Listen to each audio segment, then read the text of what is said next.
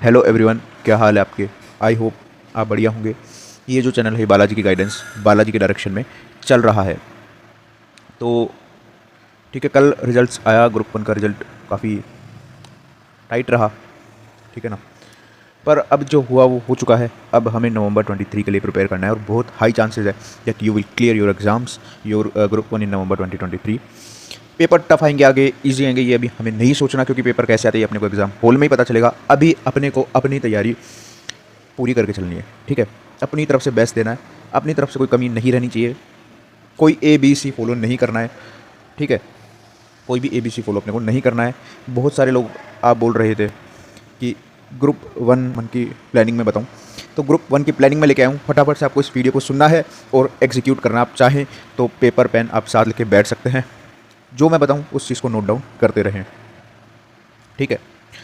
तो सबसे पहली बात तो ये कि ABC एनालिसिस को अपने को इग्नोर मारना है। दूसरी बात, अभी अपने पास इतना सफिशिएंट टाइम है कि हम अपने शॉर्ट नोट्स बना सकें, क्योंकि लास्ट में होता क्या है, हम मैराथन्स के पीछे दौड़ते हैं और बहुत सारी चीज़ें जो मैराथन में कवर नहीं होती वही एग्जाम में आती है आजकल, ठीक है। तो अपने को अपनी प्रिपरेशन अपने दम पे करनी है, किसी मैराथन की दम पे नहीं करनी है। और अभी से अपने को शॉर्ट नोट्स को प्रिपेयर करना होगा, ताकि 1.5 दिन में भी अपना रिवीजन अच्छे से हो सके। हाँ, शॉर्ट नोट्स बनाने में थोड़ी मेहनत लगती है, ठीक है, वो लगानी है, क्योंकि अपने को एग्जाम क्लियर करना है। अभी इतना टाइम है, अभी 4 महीने पूरे पड़े हुए हैं, तो वो चीज़ पॉसिबल है। जिनका एक ग्रुप है उनके लिए तो आराम से पॉसिबल है, ठीक है। तो ये चीज़ करनी है आपको। अब मैं बात करूँगा सबसे पहले FR के रिगार्डिंग।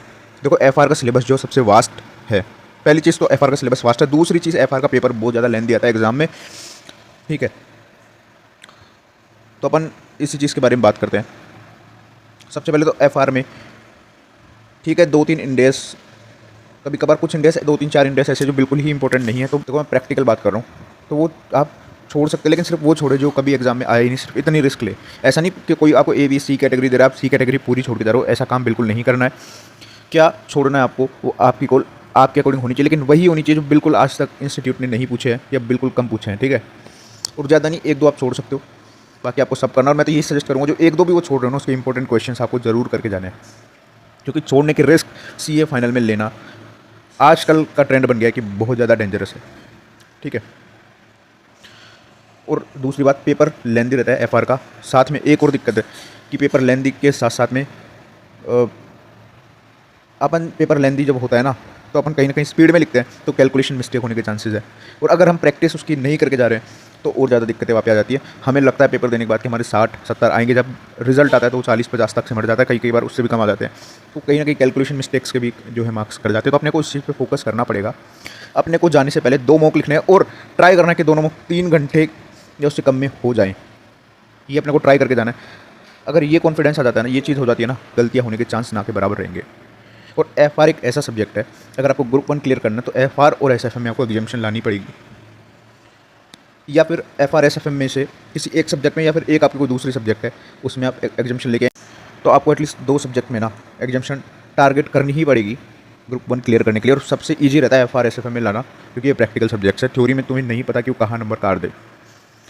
तो FR में आपको 70+ का टारगेट लेके चलना है, 70+ का टारगेट लेके चलना है। और मॉक टेस्ट 2 आपको देने हैं। साथ में आपको हर चैप्टर के 2 से 3 बड़े क्वेश्चंस तो लिख के ज़रूर प्रैक्टिस करने हैं। पूरे नहीं, सजा के नहीं लिखना, जस्ट रफ में, लेकिन करना ज़रूर है। आंसर फाइनली टैली हो, फिगर्स आपको लिखनी है, ताकि किसी भी तरीके के कॉम्प्लिकेशन आगे जाके अराइज ना हो। और बात करें रिसोर्स की, तो आपको क्या फॉलो करना है। आपको ICSE स्टडी मेट के क्वेश्चन प्लस एग्जाम्पल करने हैं। थ्योरी वाले एग्जाम्पल की बात नहीं कर रहा हूँ, थ्योरी वाले आप अंडरस्टैंडिंग पर्पज से करें, लेकिन प्रैक्टिकल के जितने भी एग्जाम्पल हैं, इलस्ट्रेशंस है, क्वेश्चन है, आपको करने हैं। साथ में पास्ट 5 ईयर्स के, 5 अटैम्प्ट नहीं, 5 ईयर्स के आपको क्वेश्चन पेपर करने हैं, प्रीवियस ईयर क्वेश्चन, क्योंकि FR के पेपर में प्रीवियस, FR और SFM आजकल सब में प्रीवियस ईयर क्वेश्चन अच्छे खासे पूछ रहा है इंस्टीट्यूट। लास्ट 3 अटैम्प्ट की एटलीस्ट RTP आपको करनी पड़ेगी FR के अंदर। तो ये हो गया FR का। अब मैं बात करता हूँ SFM की। SFM is also one of the subject in group 1 जो कि एग्ज़ाम क्लियर कराने में हेल्प कर सकती है, एग्रीगेट बनवाने में हेल्प कर सकती है। तो इसमें भी आपको 70+ का टारगेट लेके चलना है, SFM में भी, ठीक है। रिसोर्सेज की अगर मैं बात करूँ तो ICSE के स्टडी मेट के क्वेश्चन तो आपको करने। प्लस में क्या करना है आपको, पिछले 5 ईयर्स के क्वेश्चन करने हैं आपको, पिछले 5 ईयर्स के क्वेश्चन भी आपको करने हैं। साथ में लास्ट 3 अटैम्प्ट की RTP आपको इसमें भी करनी है।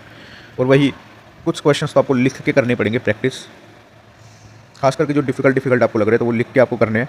और इस सब्जेक्ट की एक स्पेसिफिक खासियत ये भी है कि यहाँ आपको फॉर्मूला रटना नहीं है, फॉर्मूले को समझना पड़ेगा, क्योंकि आजकल जो ICAI ना क्वेश्चन रट्टा बेस नहीं दे रहा, कॉन्सेप्चुअल बेस भी दे रहा है। और अगर आप फॉर्मूला सिर्फ रट के चले गए और वहाँ भूल गए तो दिक्कत हो जाएगी।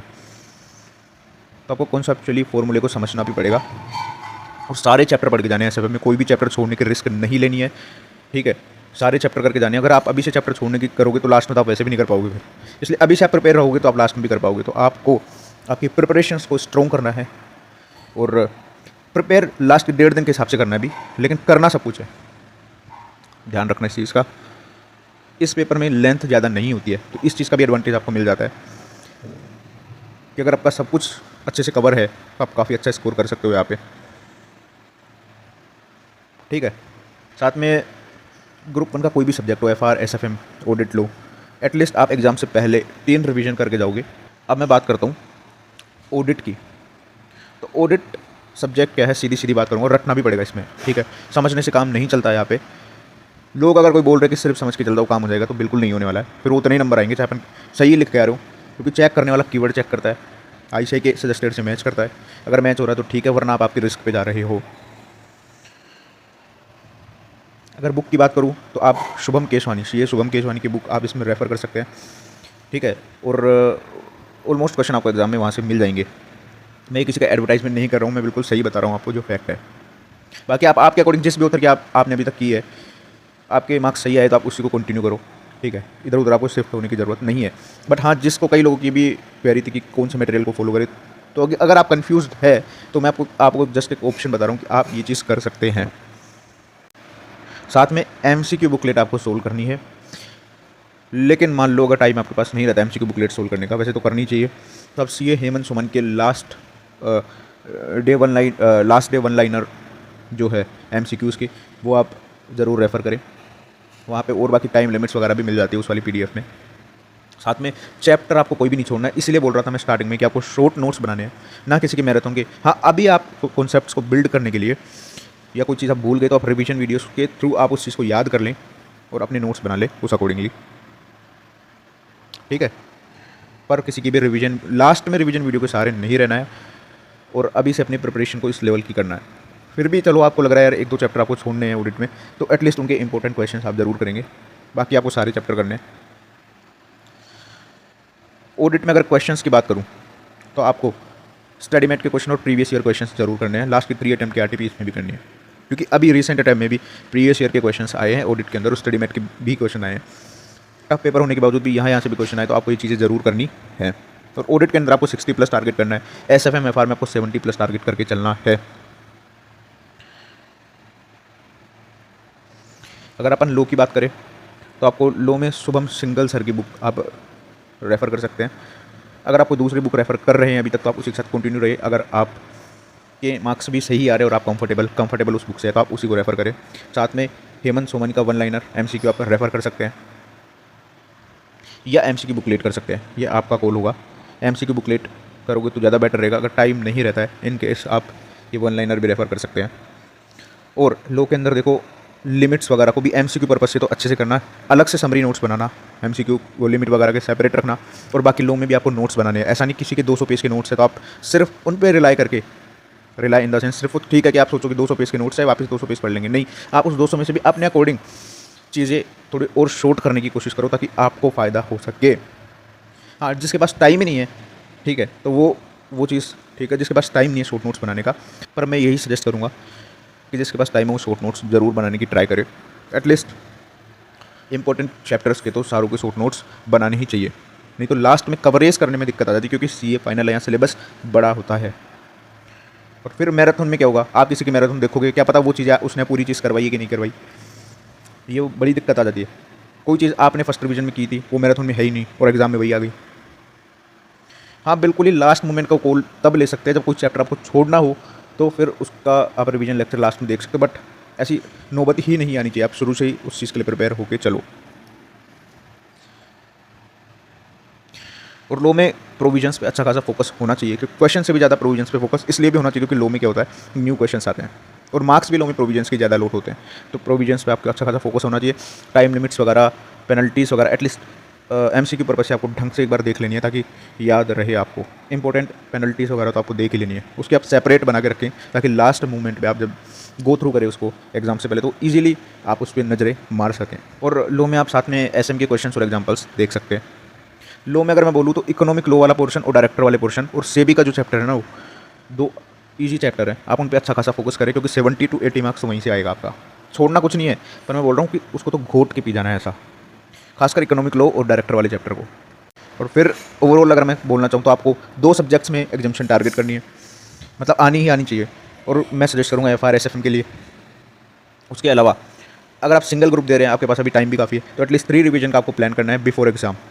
और 1-2 घंटे अपनी पर्सनल लाइफ के लिए भी जरूर निकालें। ऐसा नहीं डिप्रेस्ड हो गए सिर्फ उसी में घुसे रहे, नहीं, 1-2 घंटे एटलीस्ट 2 घंटे आप, क्योंकि अगर आप पूरी तरीके से उसी में लगे रहोगे तो फिर डिप्रेशन वाली सिचुएशन से आप बाहर नहीं निकल पाओगे। लेकिन अगर आप दोनों चीज़ों को बैलेंस करके चल रहे हो ना, 1-2 घंटे अपने लिए भी निकाल रहे हो, तो आपका माइंड भी फ्रेश रहेगा और आप सारी चीज़ों को अच्छे से कर पाओगे, आप पढ़ाई भी अच्छे से कर पाओगे और अपनी लाइफ की इंपॉर्टेंस भी आप समझ पाओगे। एटलीस्ट 1-2 घंटे अपने आप के लिए निकालें, अपनी मेंटल हेल्थ भी उससे अच्छी रहती है और कहीं ना कहीं जो स्ट्रेस लेवल है वो भी उससे कम होता है। तो बिल्कुल 1-2 घंटे निकालने आपको, स्ट्रेस नहीं लेना है। साथ में अपनी कॉपीज़ मंगवाएं RTI से, देखिए गलती आपने की है तो कहाँ की है, ठीक है, उस चीज़ को भी आप आइडेंटिफाई करें और कॉपी पे नोट डाउन कर लें ताकि दोबारा वो वाली गलती अपने से ना हो, क्योंकि अपने को क्लियर करना है अब किसी भी तरीके से। और अभी 5-7-10 दिन आप एटलीस्ट 5 दिन आप थोड़ा सा रिलैक्स रहें, इधर उधर घूम लें कहीं बाहर, फ्रेंड्स के साथ या घर वालों के साथ, एंड देन आप फिर से अपना स्टार्ट करें, शेड्यूल बनाएं पूरा और लग जाएं। All the very best for November 2023। Group 2 की भी मैं वीडियो जल्द ही अपलोड कर दूंगा, CA फाइनल की, फॉर नवंबर 2023। और कोई डाउट हो तो आप कमेंट सेक्शन में कमेंट करके जरूर बताएं। वीडियो को लाइक करें, वीडियो को शेयर करें आपके दोस्तों के साथ। तब तक के लिए bye, take care, God bless you, bye.